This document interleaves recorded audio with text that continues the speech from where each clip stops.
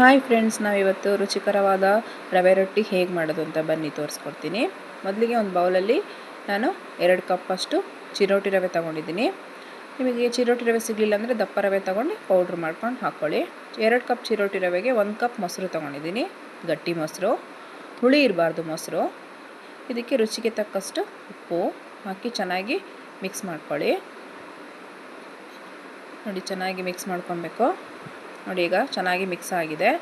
ಈಗ ಇದನ್ನು 15 ಮಿನಿಟ್ಸ್ ಹಾಗೆ ಬಿಡಬೇಕು. ಮಿಕ್ಸ್ ಆದಮೇಲೆ ನೆನೆಯೋಕ್ಕೆ, ಆವಾಗ ರೊಟ್ಟಿ ಚೆನ್ನಾಗಿ ಬರುತ್ತೆ, ಸಾಫ್ಟಾಗಿ ಬರುತ್ತೆ.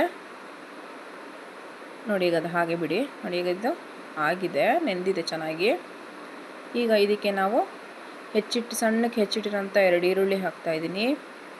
ಹಾಗೆ ಹಸಿಮೆಣಸು, ಕೊತ್ತಂಬರಿ ಸಣ್ಣಕ್ಕೆ ಹೆಚ್ಚಿಟ್ಟಿರೋಂಥದ್ದು ಅದನ್ನು ಹಾಕ್ತಾಯಿದ್ದೀನಿ. ಹಾಗೆ ಚೂರು ತೆಂಗಿನಕಾಯಿ ಸಣ್ಣಕ್ಕೆ ಹೆಚ್ಚಿಟ್ಟಿರೋಂಥ ತೆಂಗಿನಕಾಯಿನ ಹಾಕ್ತಾಯಿದ್ದೀನಿ. ಈಗ ಇದನ್ನು ಚೆನ್ನಾಗಿ ಮಿಕ್ಸ್ ಮಾಡ್ಕೊಬೇಕು. ಚೆನ್ನಾಗಿ ಮಿಕ್ಸ್ ಮಾಡ್ಕೊಳ್ಳಿ.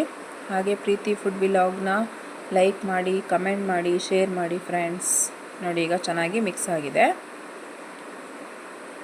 ನೋಡಿ, ಈಗ ಉಂಡೆ ಥರ ತಗೊಂಡ್ರೆ ಅದು ಚೆನ್ನಾಗಿ ಬಂದ್ರೇ ಚೆನ್ನಾಗಿ ರೊಟ್ಟಿ ಬರೋದು. ಈಗ ಇದನ್ನು ಒಂದು ಉಂಡೆ ತಗೊಂಡು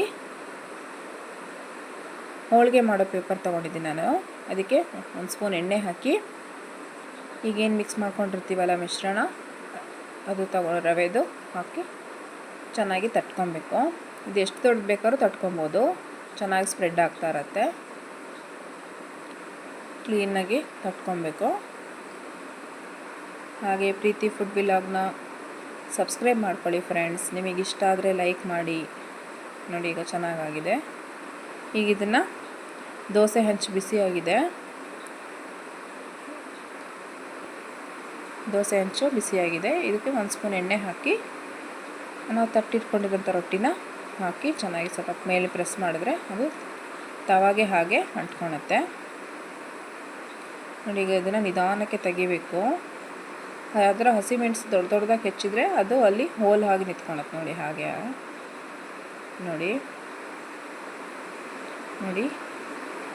ಈಗ ನಿಧಾನಕ್ಕೆ ತಕ್ಕೊಬೇಕು, ಬಟ್ ಹರಿದೋಗಲ್ಲ ಇದು.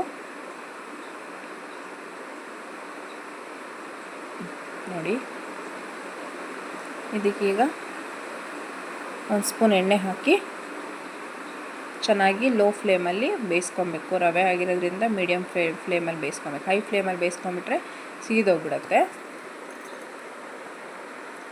ಮಕ್ಕಳಿಗೆ ಇಷ್ಟ ಆಗುತ್ತೆ ಫ್ರೆಂಡ್. ಇದು ಸಂಜೆ ಹೊತ್ತು ಸ್ನ್ಯಾಕ್ಸ್ ಥರ ಮಾಡ್ಕೊಳ್ಬೋದು, ನೈಟ್ ಡಿನ್ನರ್ ಇಲ್ಲ ಮಾರ್ನಿಂಗ್ ಬ್ರೇಕ್ಫಾಸ್ಟ್ ಕೂಡ ಮಾಡ್ಬೋದು. ನಿಮಗೆ ಒಂದು 1/2 ಅವರ್ ಇದ್ದರೆ ಮಾಡ್ಬೋದು. ನೋಡಿ, ಈಗ ಇನ್ನೊಂದು ರೊಟ್ಟಿ ಹಾಕ್ತಾಯಿದ್ದೀನಿ. ಮೊದಲಿಗೆ ತವಾಗೆ ಎಣ್ಣೆ ಹಾಕಿ ಇನ್ನೊಂದು ರೊಟ್ಟಿನ ಹಾಕಿದ್ದೀನಿ. ನಾವು ಹೋಳಿಗೆ ಪೇಪರ್ ತಗೊಂಡ್ರೆ ಈಸಿಯಾಗಿ ತಟ್ಕೊಂಡು ಹಾಕೊಬೋದು. ಹಾಗಾಗಿ ನಾನು ಇದು ಹೋಳಿಗೆ ಪೇಪರ್ ತಗೊಂಡಿದ್ದೀನಿ. ನೋಡಿ, ಚೆನ್ನಾಗಿ ಬಂದಿದೆ. ವಾವ್!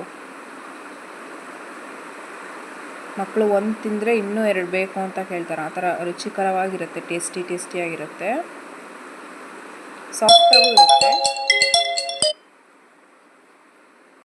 ನೋಡಿ, ಎಷ್ಟು ಸಾಫ್ಟಾಗೂ ಇರುತ್ತೆ ಇದು.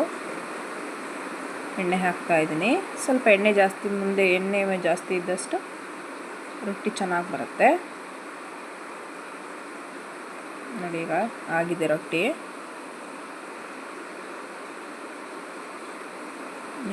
ನಿಮ್ಮ ಕಣ್ಮುಂದೆ ನೋಡಿ, ಈಗ 2 ರೊಟ್ಟಿ ಸುಟ್ಟು ತೋರಿಸ್ದೆ. ಹಾಗೆ ಇದು ಚಟ್ನಿ ನಾನು ಕಡಲೆಬೇಳೆ ಹಾಕಿ ಮಾಡಿರೋಂಥದ್ದು, ರುಚಿಯಾಗಿರುತ್ತೆ ಟೇಸ್ಟು. ಈ ರವೆ ರೊಟ್ಟಿ ಕಾಂಬಿನೇಷನ್ ಕಡಲೆಬೇಳೆ ಚಟ್ನಿ. ನೋಡಿ, ಈಗ ರುಚಿಕರವಾದಂಥ ಸ್ವಾದಿಷ್ಟ ರವೆ ರೊಟ್ಟಿ ಹಾಗೂ ಕಡಲೆಬೇಳೆ ಚಟ್ನಿ ರೆಡಿ ಟು ಈಟ್. ನೀವು ನಿಮ್ಮ ಮನೇಲಿ ಮಾಡಿ ಟೇಸ್ಟ್ ನೋಡಿ ನನಗೆ ಕಮೆಂಟ್ ಮಾಡಿ.